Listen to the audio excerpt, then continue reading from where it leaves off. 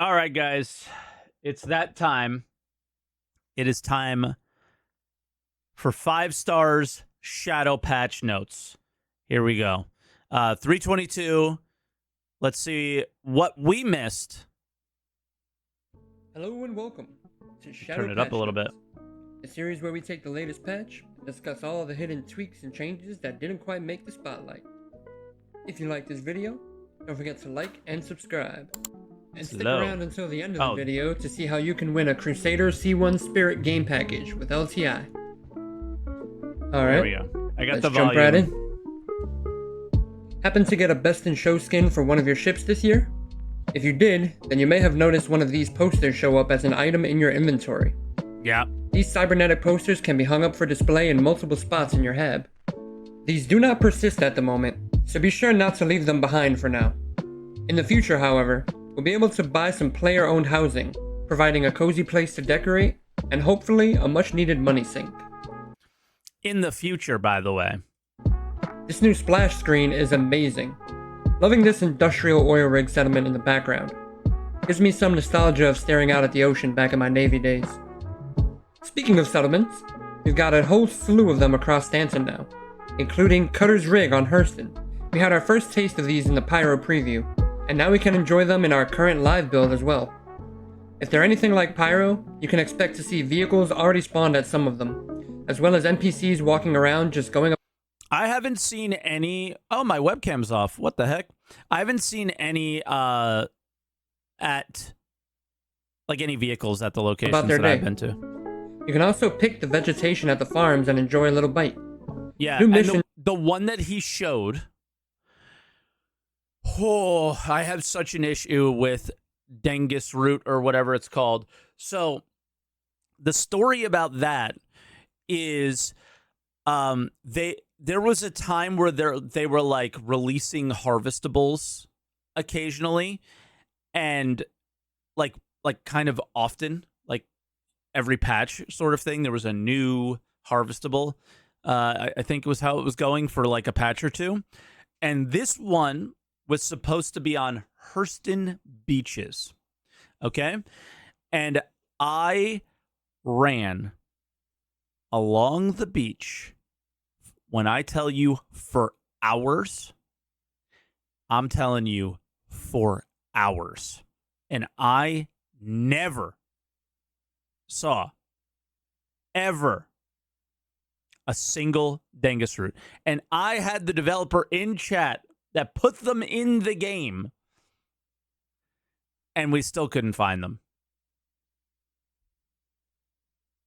Should be coming with these as well, such as the Fuel Depot bombing mission and Destroy Servers mission. In some of these settlements, you can even find a terminal that sells By the way, I don't think we're going to get the bombing ore, sir. I think they want to keep that for Pyro. RMC and buys different ore. For now. Finding all of these will take some time, so happy hunting. We had some more ship stat changes in 3.22. The Reclaimer had its cargo grid increased from 300 to 420. Aside from that, it appears that CIG made tweaks to the emissions of pretty much every ship in the game. Oh, really? I'll leave a resource down below so you can check for yourself. If you own an X1 or Santoki I, your ship is finally in the game. It appears CIG removed shields from most hover bikes, including the Nox and the Dragonfly. I'm sure this has nothing to do with them releasing a hover bike with a shield. A new jump town location was added, finally extending the event to the planet Hurston. Was there only one added? Was there only one added? Because there was a Microtech one. Did they decide to not go with that? The patch notes say only Hurston. But I never got to see the Microtech one in the PTU, and I'm going to be really bummed out if that one's not in, because everybody praised that one for being super cool because there was nowhere to land ships. So you know how, like, sometimes ships just get like, you know, they're all over the place out there. There were so many trees that you couldn't really land ships close by. So it becomes this like I need to drive a vehicle in situation. Like, oh my God.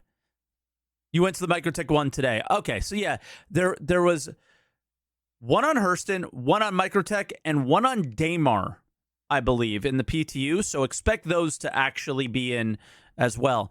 Oh, I was able to add some context to the Shadow Patch Notes video. That's nice. I'd always hoped that if JT ever came to this planet, that they would put it in the Savannah biome.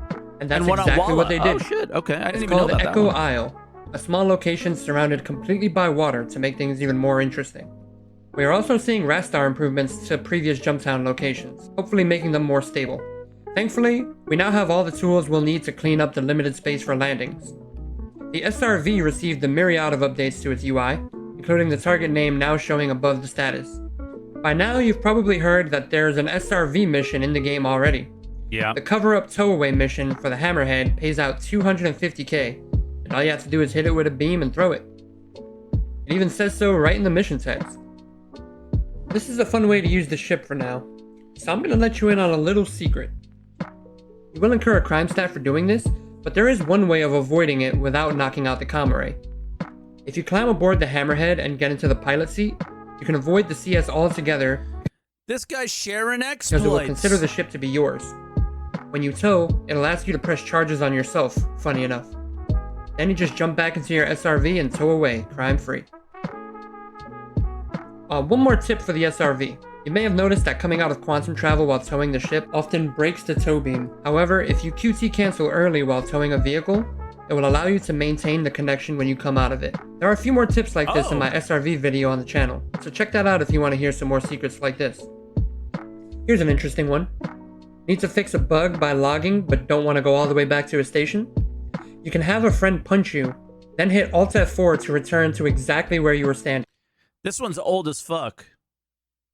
This is 320, I think.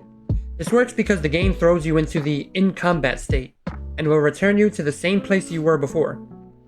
Gotta use some of these changes to your advantage, guys. So if there's one thing you need to know about 3.22, it's that salvage is the star of the show. Not everyone knows it. I know. I'm just saying that one's actually been in for a while. You don't. He doesn't have to stick to these are the only shadow notes from 322. The salvage UI has been modified once again, and the controls for switching laser heads have now changed completely. Yep. You now switch which laser side you control by pressing Alt A or D. You can then press Alt S to switch back to having both lasers on. And now if you press Alt W, you will enter the all-new structural salvage mode. Salvage. Hole munching is finally in the game, and it works in a very interesting way. By the way, I'm going to be calling this the classic name Munching for the rest of this video, just because it rolls off the tongue a bit better. I can't. The process for doing this isn't made very clear from the jump, so I'll clarify here quickly to get you up to speed. First, while in this initial fracturing mode, you want to go ahead and get the edge of your vulture, or claw, pretty much onto whatever you want to break into pieces. After a few seconds, it will magically shatter before your eyes. Now it's time to right-click and enjoy this awesome Frankenstein effect. Yes. Now that you're in what I like to call the vacuum mode, you want to go ahead and scissor the material between the thunder. Most of what he's showing is obviously recorded in the PTU, but it's like kind of old, so it's not showing the distance bonuses. Size of your vulture. Once you see the blue electricity waves start to contour, you know that it's working. Sit back and enjoy the show and the So like what he's showing here would not be the ideal way of doing it. Salvage disintegrates into dust and gets vacuumed up into the grinder underneath the vulture's cockpit. Looks awesome. So good. If the piece of salvage is too big to fit between the arms, you could just point the vulture at it instead. You get to it later? Now to Okay. all my reclaimer bros out there, I know you've been waiting years to finally get in on some claw action. Well, the claw on the reclaimer does finally extend out, with a pretty awesome animation. Good, because it wasn't sneaky, but it was. Because it happened later in the Then PTU. does the same thing that the vulture arms do. Instead of crunching and munching the hull, you're going to extend the claw out and perform the same dissolving and vacuuming effect as the vulture. The claw is no more. Long live the straw. Yeah. On second thought, you're right, Dorston. This isn't munching at all. Structural salvage it is. Munching is definitely up there for not using a beam, at least for the reclaimer side of it. Just to be clear, I don't really. Ooh. That was damn. That was a federal crime what just happened there. I don't really mind the beam thing too much in this super early implementation. We still need Maelstrom and all that jazz to do it right. I get it. Anyway, keep in mind, you can still hull scrape after you fracture it. And you can also devour a ship right away without scraping, if you want to just go straight for the construction materials and get your mission done quickly. Which is the way to do it. It's not necessarily to get the mission done quickly. If you are one of those, which most people who play video games on the internet, min-maxer types, the amount of time it takes to hull scrape does not equate to the value of the time it takes to structurally salvage. Construction materials are the new commodity introduced with structural salvage, and will likely be the main component for base building, a system which is set to begin development as early as a month from now.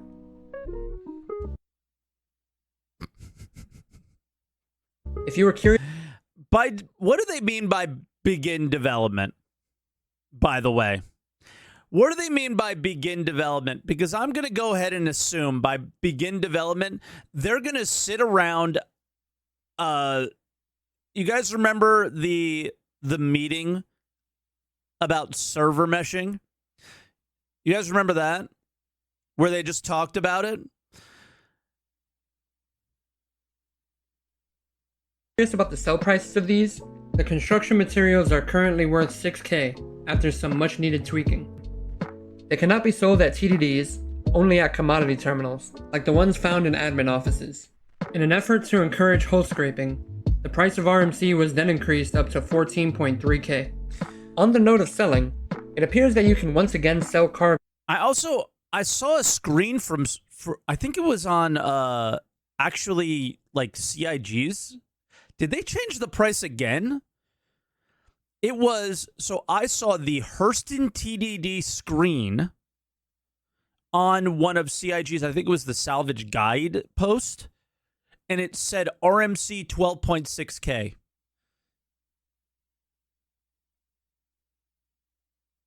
So that might have just been like an older image or something that they were using, but I was like, curious, did it change again right before the patch went live? All right, just from some of the chat lines, it sounds like that is off the grid within your ship. It's still not sure if this was 14.3. intended to be removed before, but it's back now. And if you haven't thought of it already by this point in the video, you can also just fill your vulture grid with cargo, then refill the buffer with another load, and sell all of this at the city. As always, landing on the ice at New Babbage Commons is probably the best way to do this. Some huge changes were made to crafting as well. Wait, he just moved on from that. In my experience, this is just my experience, I've never been able to sell the buffer to the city. He just made it sound like you could sell the buffer. Did something change on that too? I didn't structurally salvage for the last few days of the patch. Did they just essentially double the capacity or whatever? Still got to walk back empty and buffer again. Okay. The different crafts in the filler station now require RMC and the new construction materials. The big thing to keep in mind is that the cost for crafting items is now much, much lower. This mixed with the new buffer system makes for an endless multi-tool production facility in every salvage ship. Everybody sell your Grey Cat stocks now. We're crashing the market, boys. This new buffer system I mentioned is one of the more interesting changes to hit the salvage ships. The Vulture has a buffer size of 13 SCU, and the Reclaimer has a buffer size of 240 SCU. Basically, instead of having to get up and move Vulture boxes every 2 crates, you can make them all in one shot, and go back and dispense them one by one. This is a great change for the Vulture, honestly. But as for the Reclaimer, I do feel like it's a huge hit to the awesome multi-crew experience we had with the ship. The team did manage to throw us a bone with the new alignment field. There you go. A mechanic that gives you a higher or lower yield percentage based on positioning. It doesn't really do much, but it does encourage you to run the Reclaimer with a partner for movement.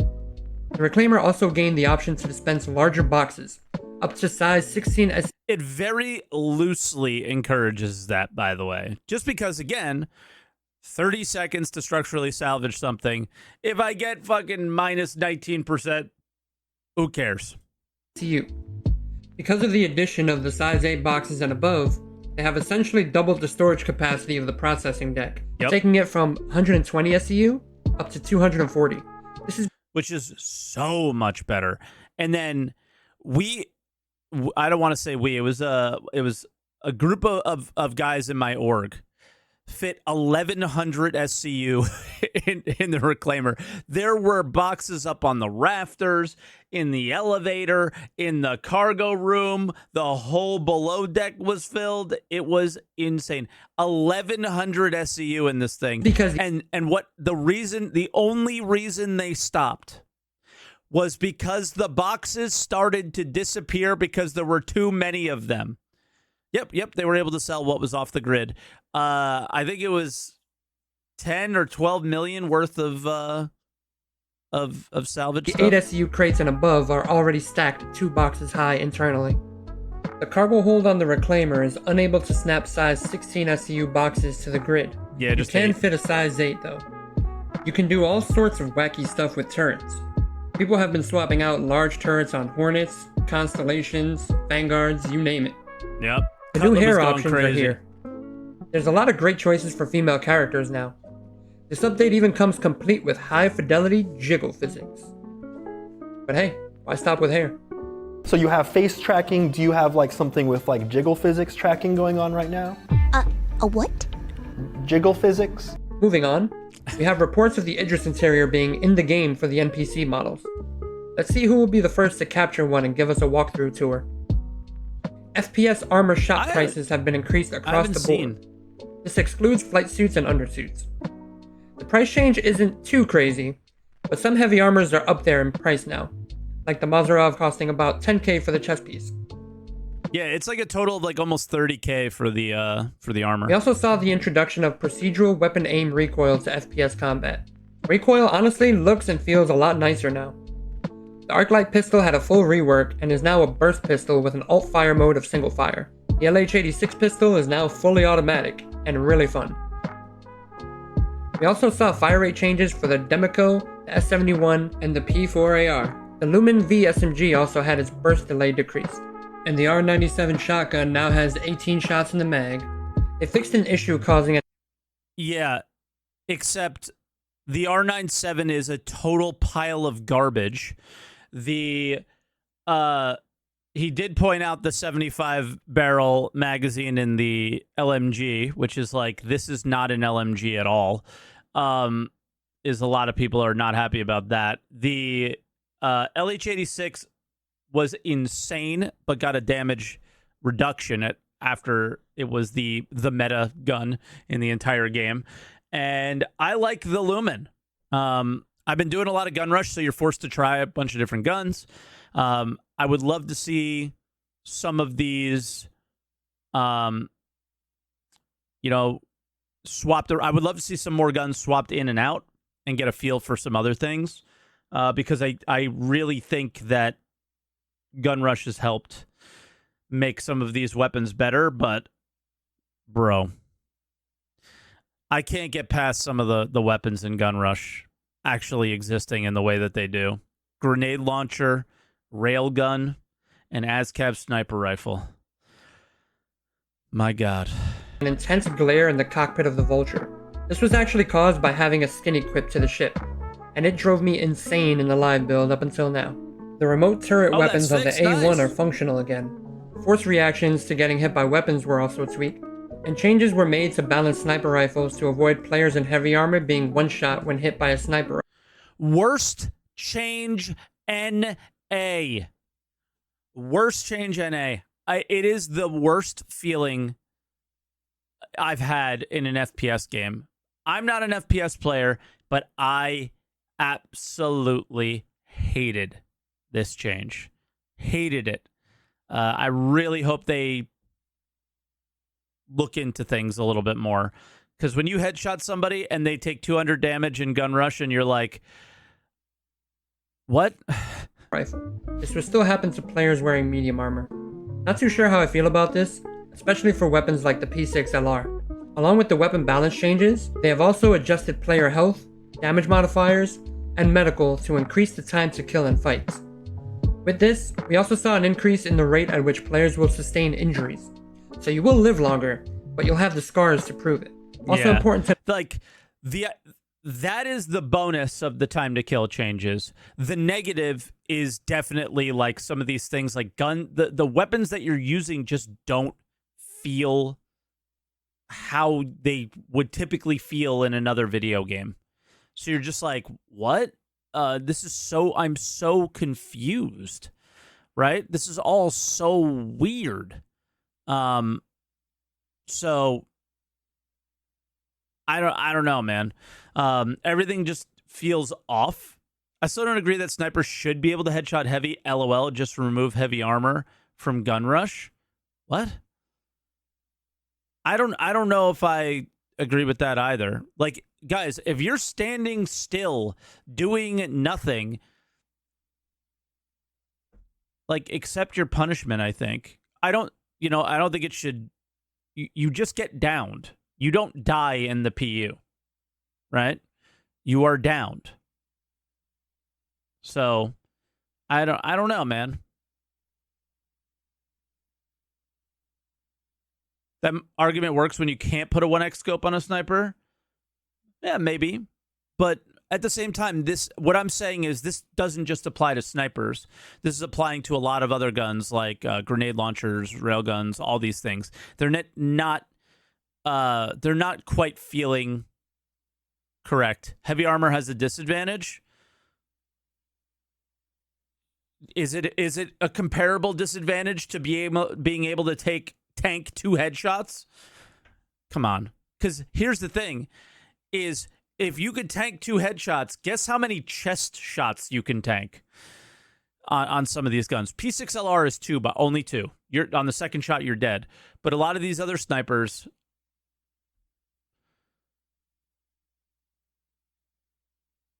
yeah, let's not reward accuracy, or let's not punish people standing still, right? Like, so there's a lot of like completely standard, in my experience, FPS game feelings that are just being kind of ignored here. It's very odd.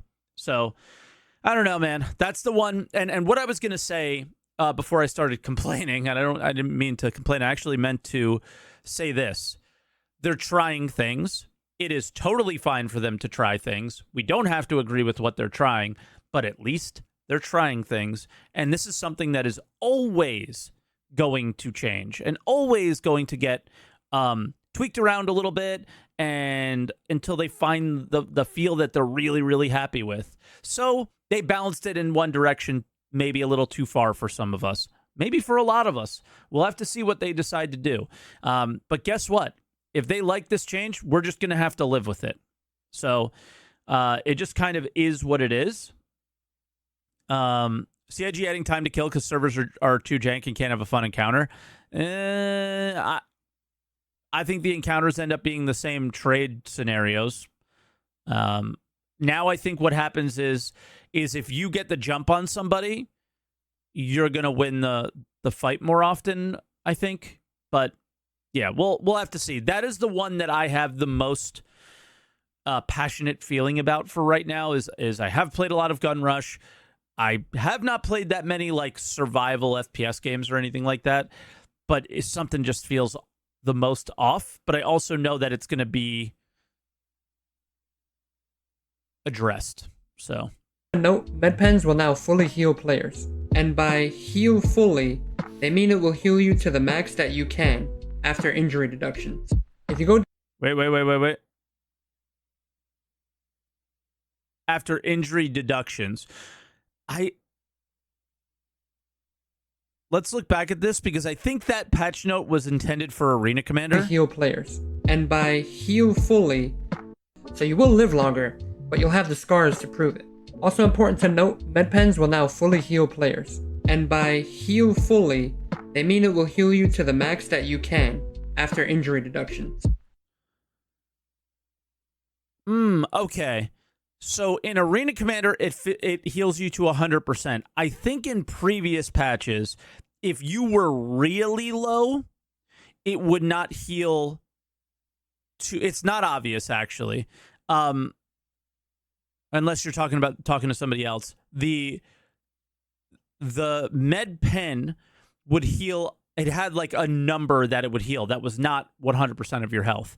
So if you were at like 1% health, it might bring you to 50, even though your max could be at like 82, like he showed there, because of your injuries. So I think that was the change. And I didn't realize that until he explained it that way exactly. Thank you, 5-Star. I always was kind of confused by that one. And If that you one go down helped. to a cargo deck, you can buy. That's weird. Why are there two different standards? Because in Star Marine, you don't get downed, you just die. That's why. There is no down state, therefore there are no injuries. Buy the batteries for the max lift tractor beam rifles. The battery can't actually run out at the moment though. Also at cargo decks are the new SCU crates, which you can use to store weapons, consumables, and even ship components. These crates are great to use when looting bunkers. And by the way, the issue of NPCs falling through the floor of bunkers has been resolved. We saw a bunch of new armors hit the game, like the new Exona armor shown here. In fact, a lot of the settlements show a whole bunch of different Duster armors. Really excited to see the different tiers of armor, ranging all the way up to Legendary. One thing I missed from the last... I'm so disappointed by that. When they said that it'll be in 322, I thought it would... I didn't think it would be the whole thing, but I thought it would have been a lot more, and that so far has been one of the more disappointing CitizenCon things that are coming, because now they're just going to leave it. You know what's going to happen, right? The tiers, the legendary, the rare. I feel like, you know, the all the armors for all the types and all this stuff, I think is going to go away. Last video was the upgrade to the Prowler's hull HP. In 3. We used to do 50% heal in AC, so it is a buff to AC too. Design team wanted to make it as close to the same as possible, but decided against allowing injuries. Well, it would be a weird situation, but yeah. Yeah, maybe one day they could do like medical injuries for team matches. 21.1, it went from 6,000 hull HP to 40,000 hull HP. Still a bit of a useless ship at the moment. Looting it off the body ruins it? No, it's not actually armor. It's not actually armor, dude. No, I get it. I know armor doesn't mean spacesuit, but the Dusters are like, they go after mining runs and stuff. So you're telling me the Dusters are not going to have like space protection anywhere or anything? I don't know. It just didn't. You can't really wear the armor in a lot of places, right? You think it's just temporary? It just doesn't work with an undersuit? Yeah, like I think it was bugged. But not only that, I think I was more disappointed in the fact that we don't have all tiers of armor. And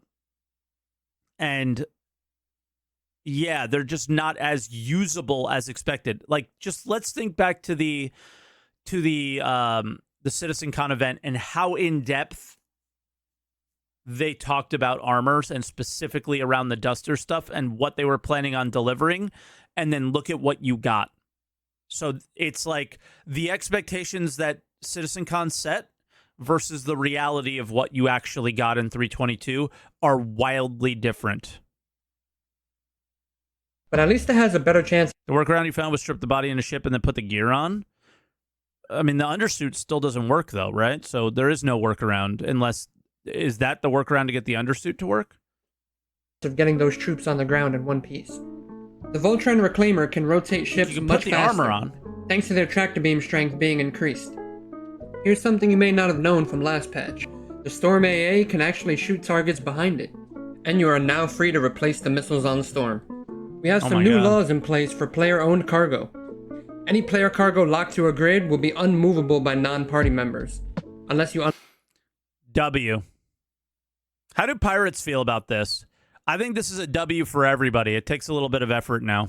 Unlock the ship or put it in soft death. Pretty good news for whole series owners. And a big shout out to all my PvP enjoyers out there.